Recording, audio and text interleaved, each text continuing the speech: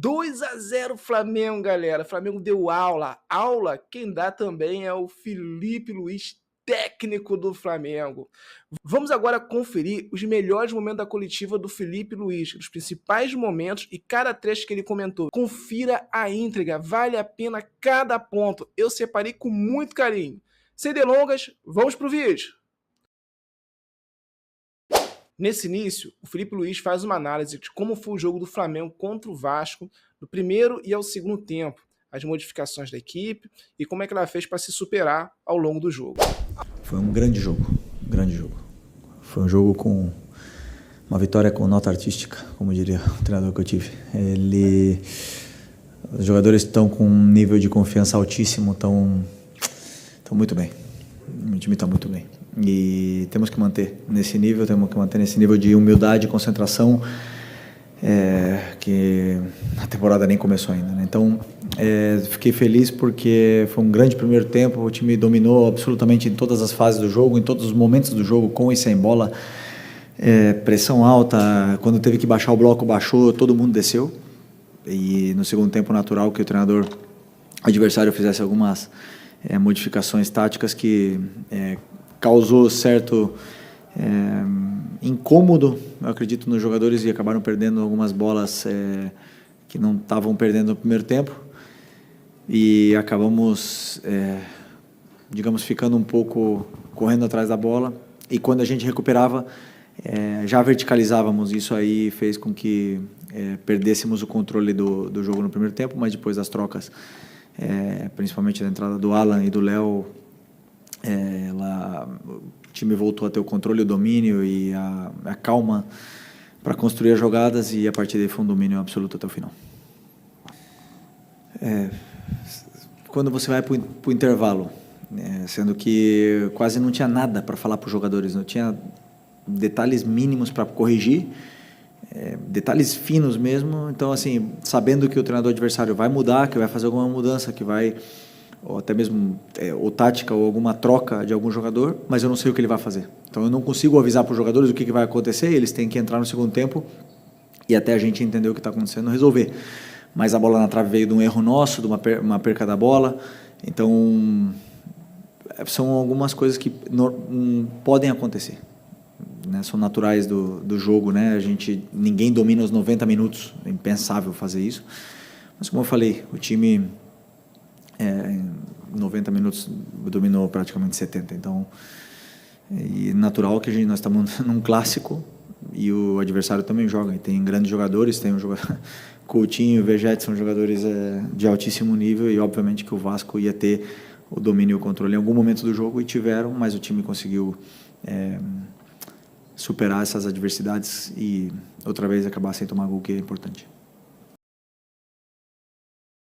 Ao final do jogo, o Wesley quis tirar uma onda. Garotão, né? Quer zoar geral. Mas olha, o Felipe Luiz parece que deu um puxão de orelha. Confira. O jogo foi limpo, absolutamente limpo. No minuto 95 aconteceu essa jogada que o próprio Wesley pediu desculpa. Ele sabe que ele está errado. Eu adoro jovens, moleques que gostam que sejam abusados, que sejam ousados, que vão para cima, mas que não desrespeitem. E isso é normal, eu também fiz muito isso.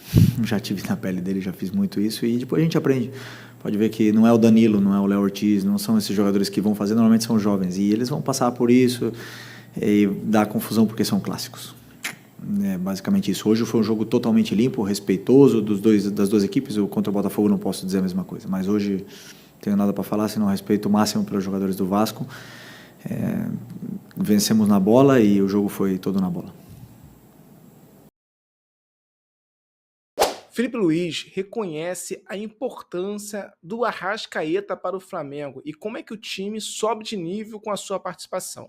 Por outro lado, ele destaca que pensa o time com outras opções ofensivas, com outros jogadores, e que mesmo sem um Arrascaeta, o Flamengo pode jogar também em alto nível ofensivamente. Confira. Vou repetir o que eu falei na outra entrevista. O Arrascaeta, ele é único, um jogador único. Um jogador diferente, um jogador que escolheu estar aqui no seu auge. Nós vimos o melhor Arrascaeta durante muitos anos e agora acho que ele está no auge da carreira de um jogador que 29, 30 anos, né? Que você se sente bem, você está bem fisicamente e o nível de entendimento de jogo ele é perfeito. Mas eu sempre penso e sempre monto um modelo em função do meu ataque, dos jogadores de ataque que eu tenho disponíveis. E se não tiver a Arrascaeta disponível, eu vou ter que montar uma outra estratégia, como eu venho fazendo quando o Arrascaeta não está no jogo. Então, sempre em função primeiro do atacante, do 9, e depois adaptando as peças ao redor disso, né? Então, se o Arrascaeta não está, tem outros jogadores que podem fazer. Bom, Plata fez nos jogos mais importantes e foi muito bem. Gerson faz. Luiz Araújo faz. Matheus Gonçalves faz a 10. Estou esquecendo. Nico faz. Tem vários jogadores. O Arrascaeta é único, né? Mas eu posso adaptar vários jogadores para jogar nessa função. E até mesmo Michael já fez contra o Fortaleza e Bruno Henrique já fez. Então, eu tenho vários coringas dentro do elenco que eu posso ir mexendo e jogando com essas peças aí que nos dão muito para a equipe. Esse trecho é bem especial. Inclusive, eu percebo que o Filipe Luís é muito didático. Aqui ele fala do jogador Wesley e ele faz uma comparação de forma muito humilde, falando das valências do Wesley e falando de si mesmo em relação às suas valências. E através dessa comparação ele pôde mostrar por que o Wesley é tão especial e diferenciado. Confira. O Wesley, momento de forma esplêndido, né? Tá muito bem. E assim, fase defensiva muito boa, tem ajustes que fazer, tem ajustes que melhorar, ele mesmo pede para treinar esses ajustes que ele precisa fazer, ele evoluiu muito em alguns aspectos defensivos de defesa da área. Desculpa. E o terço final, todas as ações que ele fez bem. Muitas das vezes não acaba em gol, mas ele fez o cruzamento que eu peço para ele fazer. Na parte do campo que ele está, ele tem que cruzar a bola de uma forma, ele está fazendo. E muitas das vezes os jogadores de área não estão aproveitando, né? E essa frieza na área é uma coisa que eu nunca tive em 38 anos de carreira. 30 anos, quando eu tinha 38 anos eu ainda não tive. Eu tive 20 anos de carreira e nunca tive essa frieza na área. Era um jogador que perdia muitos gols e errava muito o último passe. Mas sempre acreditei porque nunca me falaram que tipo de passe, ou como dar o passe, ou onde os atacantes iam estar em cada momento. E estamos falando isso para o Wesley e ele tem feito tudo. Então, tá um momento maravilhoso e esse momento tá naquele flow, né? Que tudo dá certo e ele está desfrutando e se divertindo no jogo. E a gente vê que ele está se divertindo, ele está feliz, a confiança está lá em cima e temos que manter ele nesse momento. Esse trecho é muito especial, onde o Filipe Luís dá detalhes sobre a sua leitura de jogo, como é que ele percebe o comportamento dos jogadores de forma tática, como é que os jogadores estão respondendo às suas funções. Enfim, você vê que é um técnico que tem total controle do que está acontecendo em campo. É muito interessante, vale a pena conferir. Pessoal, isso é um curso gratuito para ser técnico de futebol. Veja como o técnico Filipe Luís pensa na montagem da equipe ao longo da semana. Confira. Bom, quando começa o segundo tempo, eu vejo como eles estão saindo da pressão e vejo o porquê que eles estão saindo da pressão. E, claro, tem jogadores que...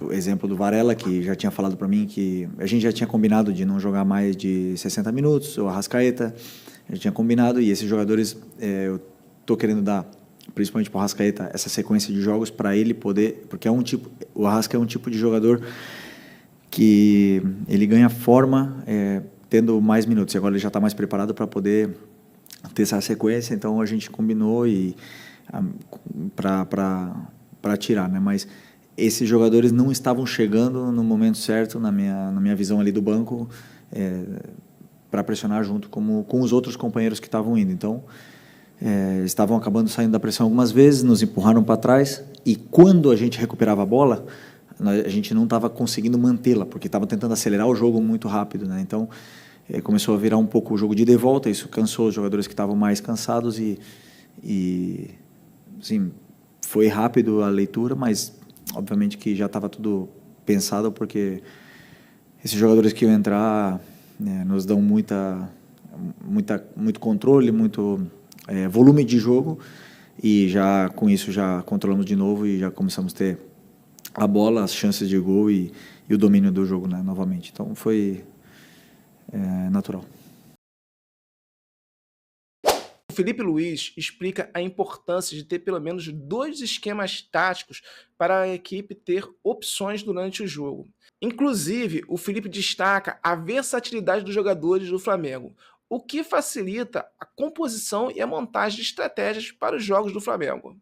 Obrigado. Obrigado. Eu acredito que um time, para brigar por títulos, ele tem que saber dominar 2 sistemas, né? E o meu time jogou com um sistema no passado, o 4-2-3-1, que se converte em 4-4-2, e também jogou no 3-4-3, que também, por momentos, vira 3-5-2. Para jogar com um volante, com 4-3-3, o que eu pensei quando eu cheguei no Flamengo? Vejo o elenco como está montado.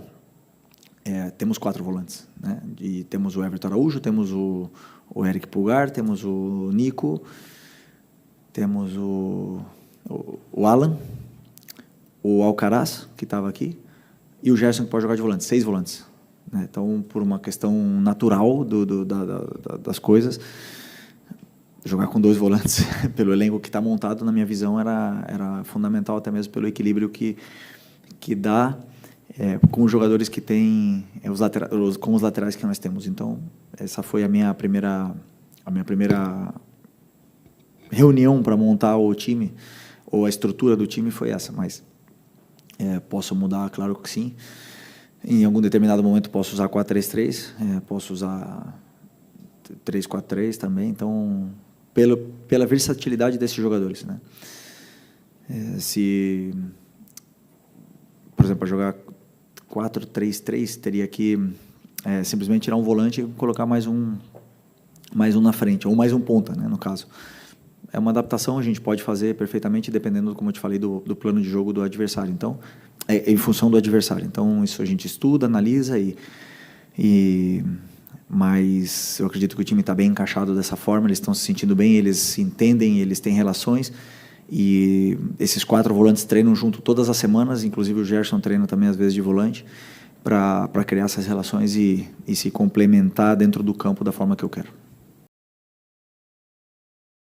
Esse é um ponto muito interessante, onde o Felipe Luiz fala da importância do volante Everton, onde praticamente ele não brilha, mas ele tem uma função muito importante que dá toda a sustentação ao time. Confira.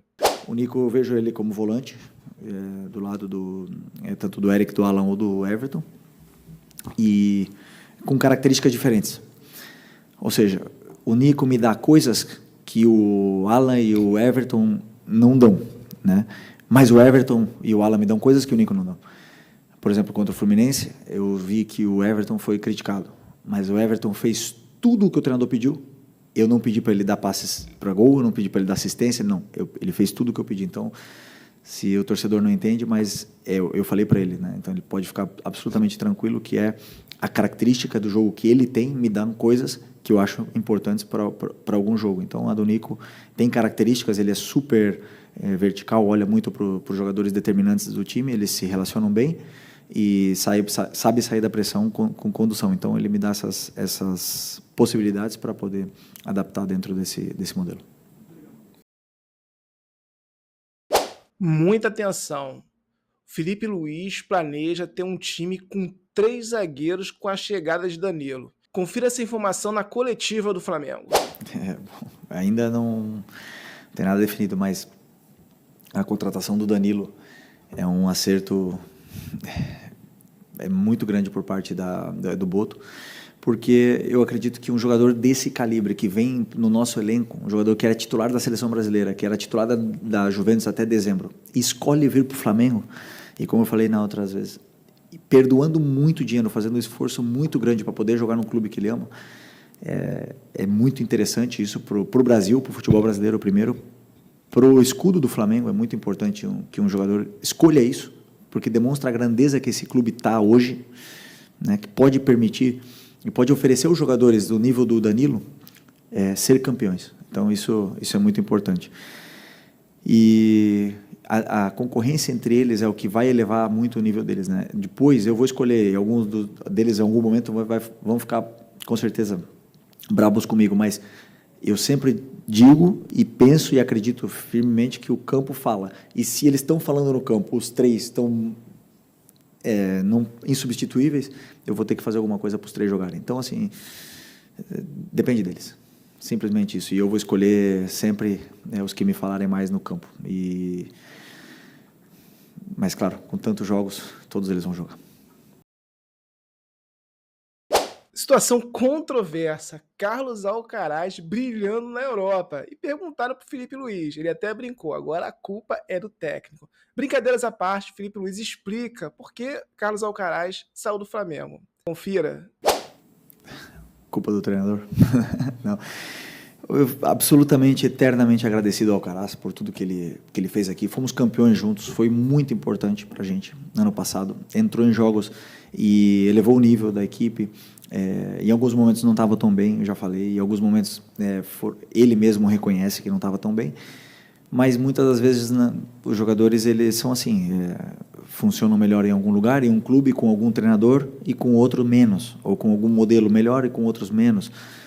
Isso acontece no futebol constantemente, né? Constantemente. Então, como eu falei, eternamente, extremamente agradecido por tudo que ele fez, pelo garoto que ele é, maravilhoso. E só posso desejar que ele faça mais gols e mais assistências e que ele vá para a seleção argentina e que seja feliz e que triunfe porque ele merece, porque ele trabalha muito para isso. Então, um cara com ambição e que bom que ele está bem e está feliz. O Filipe Luiz deixa muito claro que o Campeonato Carioca está sendo uma extensão da pré-temporada, ou seja, ele está rodando mais o time, fazendo gestão da minutagem dos jogadores, testando formações táticas para poder realmente chegar aos próximos campeonatos com uma ideia de jogo mais clara e com uma ideia de time mais clara. Ainda assim, o Flamengo é o melhor time do Carioca. Isso chama muita atenção. Confira. O campeonato estadual ele tem um charme, né? Ele é charmoso, ele tem coisas que acontecem nos estaduais que não acontecem em nenhuma outra competição do mundo. E é um campeonato charmoso, assim. E como eu falei outras vezes para vocês, o campeonato estadual nos times grandes ele serve para derrubar o treinador. Se o treinador não ganha, se ganha, não acontece absolutamente nada. Por sorte ou por a diretoria entende que o Campeonato Carioca também serve como uma preparação.